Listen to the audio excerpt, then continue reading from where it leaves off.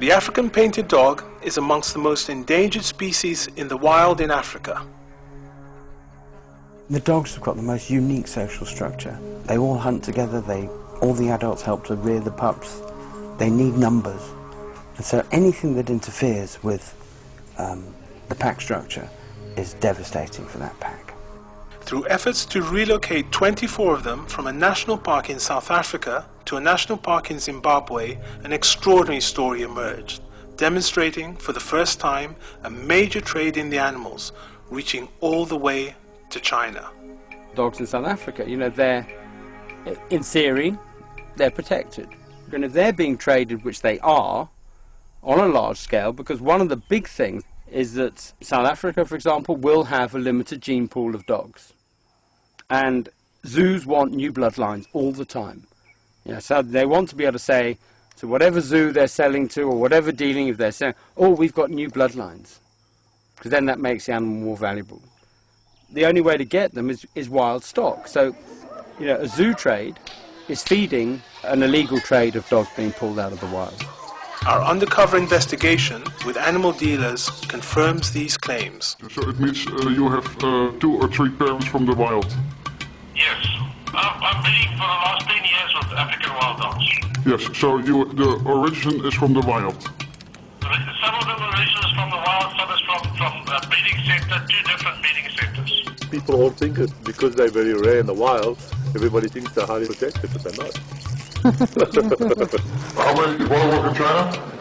200 or 300, I don't know. So many, yeah? Yes. All from South Africa? Yes.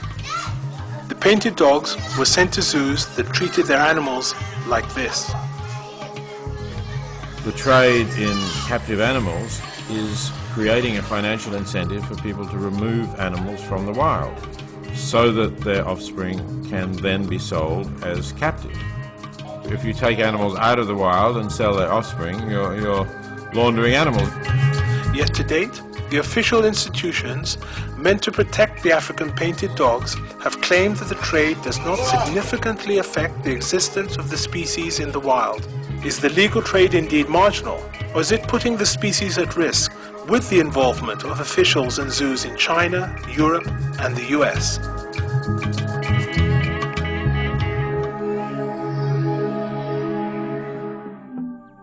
The African painted dog, or as it is commonly called, the wild dog. From 500,000 across the continent 100 years ago, today there are believed to be only 3,000 left in the wild due to loss of habitat and hunting. Called the devil's dog by colonial farmers, they are in fact highly intelligent and social. Unlike lions, for example, they feed their young first. Our story begins with George Indemauer, chairman of the African Wild Dog SOS Fund, who tried to help save 24 wild painted dogs from overpopulation and possible euthanasia from Pilanesberg National Park in South Africa. Intending to move them to painted dog conservation run by noted experts Greg Rasmussen en Peter Blinsten in Zimbabwe. Ik ben een maand of 5 geleden door de leiding van het Nationale Park Pilanesberg geïnformeerd over het feit dat ze 2 roedels hadden in het park, waarvan 1 roedel te veel, omdat de druk, de predatiedruk op de prooien, dus de jacht op prooien te groot werd en de prooien daardoor in de hekken gejaagd werden. Due to delays in permits from South African authorities, the dogs were left for almost a year at Mafunyani, a private game reserve owned by Manus Pretorius, a self-proclaimed international trader in quality wildlife. When permission from South African authorities was finally granted, George and the team from Painted Dog Conservation came to the facility to collect the dogs. They were told they could only take 16 of the original 24 because 1 female was pregnant and another 7 had died.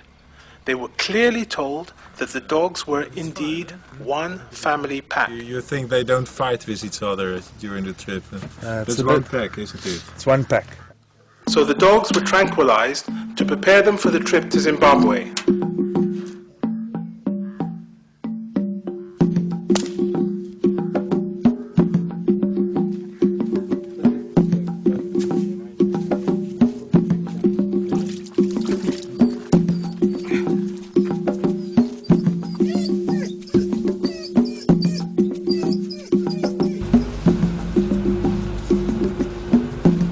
Once the dogs were in Zimbabwe, Rasmussen knew that there could be some problems facing them after being held for so long in captivity.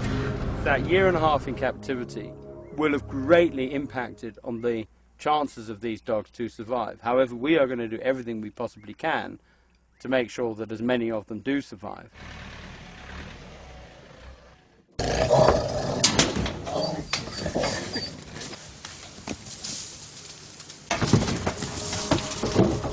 It was only after the dogs were released into the wild that Rasmussen suspected a problem, that many of the painted dogs may not have been wild at all. Of the 24 dogs from Pilanesberg, we only received 16. One female was pregnant, so we couldn't take her, and we were told that the rest had died. When we got back to Zimbabwe, we realised that some of the dogs were not wild as we'd been told. We checked on the photographic identities of the dogs and studied that very closely, and found that we could only find 2 matches of the original 24 dogs in Pilanesberg. So it was quite clear that a number of the dogs had been switched. Of course, the consequence for the dogs that we received that were captive, once they were released into the wild, it was a death sentence. Where all the dogs are, who knows? They could end up in horrendous conditions in China, they could end up on canned hunting, who knows? Only the dealer can tell that. Following Rasmussen's observations and allegations, an undercover reporter tried to trace the dogs. He posed as an Asian animal dealer to Manus Pretorius, owner of Mafunyani. Pretorius indeed claimed to have traded with China, and in offering painted dogs, claimed some had wild parentage. This at least confirmed Rasmussen's allegations that traders were taking animals from the wild to create new bloodlines for zoos. F2 second generation? Yes, second generation. Captive breed. Yes, second generation. So it means you have 2 or 3 parents from the wild? Yes. I'm breeding for the last 10 years with African Wilddogs. Yes, so the origin is from the wild? Some of them origins from the wild, some is from a breeding center, 2 different breeding centers. If I put them here together for 2 months, then they're fine. You know, there's no problem. I've delivered to Dalian Zoo.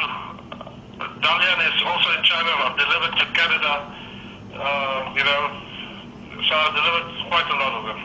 I just 2 months ago I delivered 20 dogs to Beijing. It was 12 males and 8 females. It went to just a minute. I can give you. I can't remember out of my head, but just a minute. I'll give it to you. It's Tianjin Trading Corporation. Following Pretorius' lead, we went to China to meet the Tianjin Trading Corporation.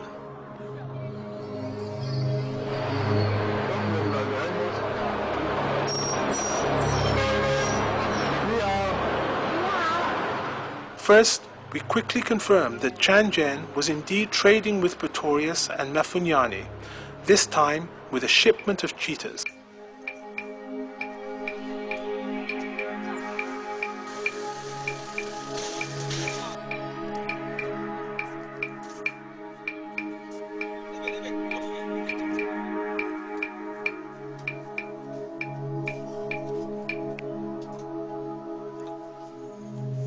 Our undercover investigation with Tianjin Trading Corporation also confirmed that they had recently bought painted dogs from Pretorius. Wilddog. Last year I buy 20. This year I will buy again 6 or 7, 10 liter. It's a common animal in China. Many Chinese zoos have wild dog. We went to visit the zoos that Tianjin and Pretorius had claimed to sell to. That included Dalian Zoo. Dalian Zoo confirmed it had bought painted dogs from Pretorius for an amount totaling $80,000 US. For 20 dogs you pay $80,000.